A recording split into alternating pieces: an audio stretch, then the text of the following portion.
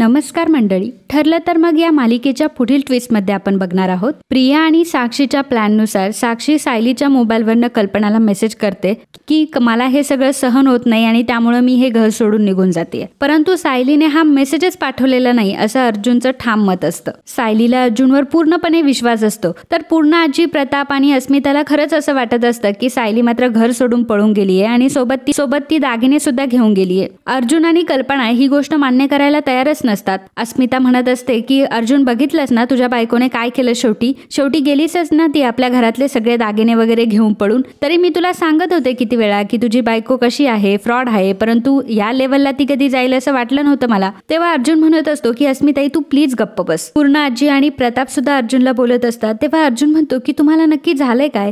तुम्ही जर म्हणताय की सायली जर दागिने घेऊन पळून गेलीये तर सायली पळून कुठे पळणार आहे. सायलीचं दुसरं घर म्हणजे कुसुमताईचं घर आहे आणि कुसुमताई आपल्या सर्वांसोबत उभी आहे. काहीतरी खूप मोठं षडयंत्र आहे यामागे. नक्कीच सायलीच्या मागे कोणीतरी लागलंय. सायलीला फसवण्याचा कोणीतरी प्रयत्न करतंय. सायली कुठेतरी संकटात आहे. या गोष्टीचा तुम्ही विचार करा. या फालतू गोष्टींवर विश्वास नका ठेवू. कदाचित हा आपल्याला अडकवण्याचा एक ट्रॅप सुद्धा असू शकतो किंवा असंही असू शकतं ना की सायलीच्या मोबाईलवरनं कोणीतरी हा मेसेज टाकला असेल. तुम्ही ह्या गोष्टींवर विश्वास ठेवू नका असं अर्जुन घरातल्या सर्वांना सांगत असतो. प्रिया म्हणते की अर्जुन, तुला नेहमी तुझ्या बायकोचीच बाजू घ्यायची असते रे. तुला एक गोष्ट कळत नाही का, आता सायलीच्या मोबाईलवर दुसरं कोण मेसेज करणार आहे. अर्जुन म्हणत असतो की नाही, मला माहिती आहे, माझा सायलीवर पूर्ण विश्वास आहे. सायली असं कधी करू शकत नाही.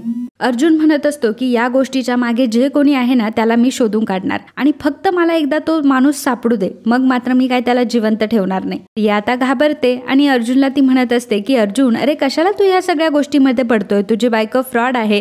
ऑलरेडी तू एका केसमध्ये गुंतलाय. तुला तुझ्या बाबांची, प्रताप मामाची केस जास्त महत्वाची आहे. प्रताप मामांना या केसमधून सोडव. ह्या सायलीच्या झंझटमध्ये नको पडूस आणि आजचा विषय इथेच सोडून दे. प्रियाला म्हणत असतो की तन्वी, तू एकही शब्द बोलू नकोस आणि मला माहिती आहे की हे सगळं कोणी केलंय आणि आता त्यांना शोधायला मी तडक आता त्यांच्याकडे जातोय. अर्जुनवर प्रियाच्या बोलण्याचा काहीच परिणाम होत नसतो. त्यामुळे प्रियाच आता या गोष्टीमध्ये फसलेली असते. प्रिया पटकन साक्षीला कॉल करते आणि साक्षीला कॉल करून ती सांगते की साक्षी, तू पाठवलेल्या मेसेजचा काही उपयोग झाला नाही. इथे मी अर्जुनला एवढे प्रूफ दिले परंतु त्याचाही काही उपयोग झाला नाही. आणि सायलीला गायब करण्यामध्ये तुझा आणि मैपतचाच हात आहे असा त्याला पूर्ण डाऊट आहे. त्यामुळे आता तुला जे काही करायचंय ना ते तू कर आणि तुझ्या पद्धतीने सॉल्व्ह कर. तर अर्जुन आता सायलीला शोधण्यासाठी बाहेर निघालेला असतो. तो फारच हतबल झालेला असतो. मध्येच एक मंदिर लागतं आणि त्या मंदिरामध्ये आता अर्जुन थांबलेला असतो. अर्जुन देवाला म्हणत असतो की देवा, मी असं काय पाप केलंय की माझ्या प्रत्येक गोष्टीची शिक्षा माझ्या सायलीला भेटते आणि जर सायली माझ्या आयुष्यात नसेल तर मग मात्र माझ्या आयुष्यात सगळाच अंधार आहे. मी सायलीशिवाय जगूच शकत नाही देवा. जर तुझं खरंच अस्तित्व आहे या जगामध्ये तर तू सायलीला लवकरात लवकर माझ्या समोर आण. अर्जुन असं देवाला म्हणत असतो. देवाला सांगडं घालत असतो आणि त्याच वेळी देवाचा मोठा चमत्कार होतो. अर्जुन आता मंदिरातून मागे फिरलेला असतो आणि त्याच वेळी सायलीला किडनॅप केलेले जे गुंड असतात ते गुंड सायलीला एका व्हॅन मधून घेऊन जात असतात आणि त्या व्हॅन मध्ये सायलीला मागच्या सीटवर त्यांनी बसवलेलं असतं. सायली सुटण्याचा पूर्ण प्रयत्न करत असते आणि अर्जुनने नेमकं ती गोष्ट बघितलेली असते. अर्जुनने त्या व्हॅन मध्ये सायलीला बघितलेलं असतं. सोबतच त्या गुंडांना देखील अर्जुनने बघितलेलं असतं. त्यामुळे अर्जुन लगेचच त्याची स्वतःची गाडी काढतो आणि त्या गुंडांचा पाठलाग करायला लागतो. अर्जुन आता त्या गुंडांचा पाठलाग करत असतो. ते गुंड पुढे असतात, अर्जुन मागे असतो. सायली सुद्धा आरडाओरडा करण्याचा प्रयत्न करत असते. एक वेळ अशी येते की अर्जुन आता त्याची गाडी त्या गुंडांच्या गाडीला आडवी घालतो. ते गुंड आता खाली उतरतात. ते एक गुंड नसून ते तिघे असतात. त्यामुळे सर्व आता अर्जुनवर धावून येतात. अर्जुनशी मारामारी करायला लागतात. तर अर्जुन सुद्धा त्यांच्याशी 2 हात करतो आणि जोमाने लढत असतो. त्या गुंडांची चांगलीच धुलाई अर्जुन करतो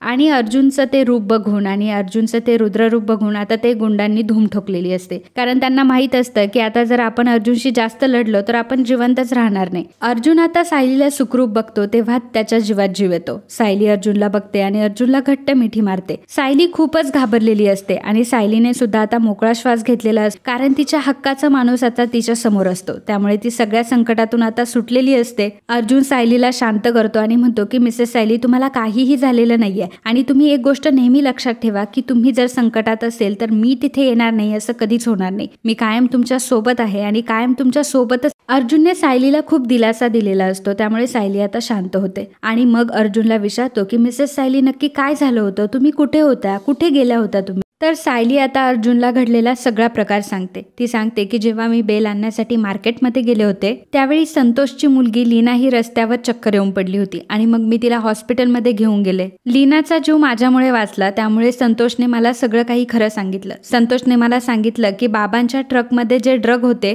ते मैपतने आणि साक्षीनेच ठेवले होते आणि मैपतचा बाबांना अडकवण्याचा प्लॅन होता आणि त्यांनी आपल्याला तसे पुरावे देखील दिले होते. तर ते सगळे पुरावे एका पेनड्राईव्ह मध्ये होते. त्यांनी मला तो पेनड्राईव्ह दिला, परंतु जेव्हा मी रस्त्याने तो पेनड्राईव्ह घरी घेऊन येत होते त्यावेळी मला काही गुंडांनी किडनॅप केलं आणि मैपतच्या बंगल्यावर नेलं. जेव्हा मी तिथे गेले तेव्हा तो मी पेनड्राईव्ह त्या गुंडांच्या नकळत एका बाईक्स रॅली ग्रुप या नावाच्या बाईक मध्ये लपवला आणि मग त्यानंतर मला किडनॅप केलं गेलं आणि मग तिथून इकडे आणत होते आणि मग तुम्ही मला वाचवलं. हा सगळा घटनाक्रम सायलीने अर्जुनला सांगितलेला असतो. याचा अर्थ माझा जो संशय होता तो खरा ठरला. सायली सांगते की ती जी बाईक होती ती चैतन्य सरांचीच होती, त्यामुळे चैतन्य सरांना आता हे सत्य करणं खूप महत्वाचं आहे. त्यानंतर दुसऱ्या दिवशी चैतन्यला सायली भेटण्यासाठी बोलवते आणि चैतन्यला ती घडलेला सगळा प्रकार सांगते. चैतन्य पहिल्यांदा तिच्यावर विश्वास ठेवत नाही, परंतु सायली म्हणत असते की चैतन्य सर तुम्ही प्लीज एकदा तुमच्या बाईक मधील जो पुढचा पाऊच आहे त्याच्यामध्ये एकदा चेक करा, त्याच्यामध्ये मी पेनड्राईव्ह ठेवलाय आणि तो एकदा तुम्ही कम्प्युटरला कनेक्ट करून तो चेक करा. सायली तिथून निघून गेल्यावर चैतन्य आता तो पेनड्राईव्ह कनेक्ट करतो आणि त्यामध्ये त्याला आता मैपत विरोधाचे सगळे पुरावे भेटतात. मध्ये त्याला संतोष सोबत मैपतने जे काही बोलणे केलेलं असतं त्या सगळ्या कॉल रेकॉर्डिंग्स असतात. तर चैतन्य पुढे आता मैपतचा खरा चेहरा समोर आलेला असतो आणि मग चैतन्यला असा डाऊट येतो की अण्णांच्या सगळ्या गुन्ह्यांमध्ये साक्षी त्यांना पुरेपूर साथ देतीये. याचा अर्थ साक्षी आणि अण्णा दोघंही माझा फक्त यूज करताय, ते फक्त त्यांच्या केससाठी माझा वापर करून घेताय. चैतन्य आता तो पेनड्राईव्ह घेऊन अर्जुनकडे जातो आणि अर्जुनला सांगतो की अर्जुन या पेनड्राईव्ह मध्ये सगळे पुरावे आहे. अर्जुन सुद्धा आता ते पुरावे बघतो आणि मग दोघं मिळून आता प्लॅन करतात. अर्जुन चैतन्याला सांगतो की चैतन्य तुला या गोष्टींबद्दल सगळं काही कळलंय, हे याचा डाऊट तू साक्षीला आणि मैपतला अजिबात येऊ द्यायचा नाही. तू त्यांच्याकडे नीट लक्ष ठेव, त्यांच्या प्रत्येक गोष्टीवर लक्ष असू दे. आपल्याला हा रेकॉर्डेड पुरावा तर भेटलाय, परंतु आपल्याला व्हिडिओ रेकॉर्डिंग सुद्धा भेटली पाहिजे. चैतन्य म्हणत असतो की अर्जुन मला माफ कर, खरं तर मी तुझ्यावर विश्वास नाही ठेवला. तेव्हा अर्जुन त्याला सांगतो की चैतन्य ही माफी मागण्याची वेळ अजिबात नाहीये. आता आपलं मिशन वेगळं आहे आणि आपल्याला त्या साक्षीला आणि मैपतला आता धडा शिकवायचा आहे. चैतन्यला प्रेमात धोका भेटलेला असतो, त्यामुळे चैतन्य खूप हिरमुसलेला असतो. तर अर्जुन चैतन्याला म्हणत असतो की चैतन्य या सगळ्या गोष्टीमध्ये मी तुलाही न्याय मिळवून देणार आहे. अर्जुनच्या प्लॅन नुसार आता चैतन्य मैपतच्या बंगल्यावर तर राहत असतो, परंतु त्यांच्या बाजूने नाही तर तो अर्जुनसाठी काम करत असतो. मैपतच्या आणि साक्षीच्या प्रत्येक गोष्टीवर आता चैतन्याची बारीक नजर असते आणि मैपत आणि साक्षीबद्दल आता तो पुरावे शोधण्यासाठी सज्ज झालेला असतो. तर मित्रांनो, तुम्हाला काय वाटतं की चैतन्यला मैपत आणि साक्षी बद्दलचे सगळे पुरावे सापडतील का? तो त्यांची व्हिडिओ रेकॉर्ड करू शकेल का? आणि व्हिडिओ रेकॉर्ड केली तरी मैपत आणि साक्षी ती रेकॉर्डिंग अर्जुनपर्यंत पुन्हा जाऊ देतील का? हे बघणं खूप रंजक ठरणार आहे. त्यामुळे मित्रांनो, तुम्हाला जर हा भाग आवडला असेल तर व्हिडिओला लाईक करा, आपल्या चॅनलला सबस्क्राईब करा आणि आम्हाला कमेंटमध्ये नक्की सांगत जा की तुम्हाला हे ट्विस्ट एपिसोड कसे वाटतात ते. धन्यवाद.